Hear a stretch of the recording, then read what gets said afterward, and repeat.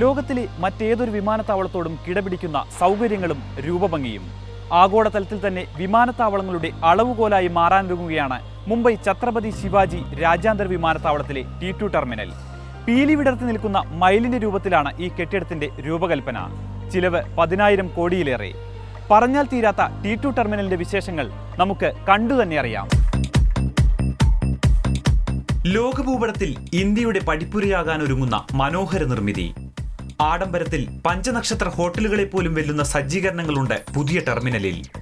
ഇമിഗ്രേഷനും ചെക്കിനുമായി വിപുലമായ സംവിധാനങ്ങൾ. Business class യാത്രക്കാർക്ക് 5 മിനിറ്റ് കൊണ്ടും ഇക്കോണമി ക്ലാസ് യാത്രക്കാർക്ക് പരമാവധി 20 മിനിറ്റ് കൊണ്ടും ചെക്ക് ഇൻ പൂർത്തിയാക്കാം. ആദ്യഘട്ടത്തിൽ അന്താരാഷ്ട്ര സർവീസുകളാണ് T2വിൽ നിന്ന് തുടങ്ങുന്നത്. ഒരു വർഷത്തിനകം തന്നെ ആഭ്യന്തര സർവീസുകളും തുടങ്ങാനാണ് തീരുമാനം. വർഷത്തിൽ 40 മില്യൺ യാത്രക്കാരെ ഉൾക്കൊള്ളാനാകും പുതിയ ടെർമിനലിന്. 27 ഫുട്ബോൾ മൈതാനത്തിന്റെ അത്രയും സ്ഥലമാണ് ഗ്രാനൈറ്റ് പാകി മനോഹരമാക്കിയിരിക്കുന്നത്. ടെർമിനലിനകത്ത് സജ്ജീകരിച്ചിരിക്കുന്ന 3 കിലോമീറ്റർ നീളമുള്ള ആർട്ടുവാളാണ് എടുത്തു പറയേണ്ട സവിശേഷത.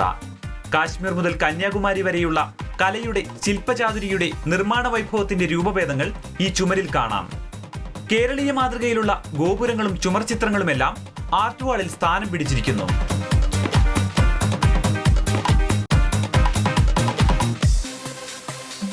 BOT അടിസ്ഥാനത്തിലാണ് ടെർമിനൽ നിർമ്മിച്ചത്.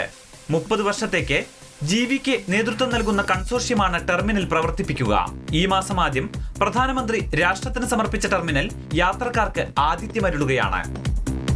ക്യാമറമാൻ ജോഷി മാത്യുവിനൊപ്പം ജയപ്രകാശ്, മാതൃഭൂമി ന്യൂസ്, മുംബൈ.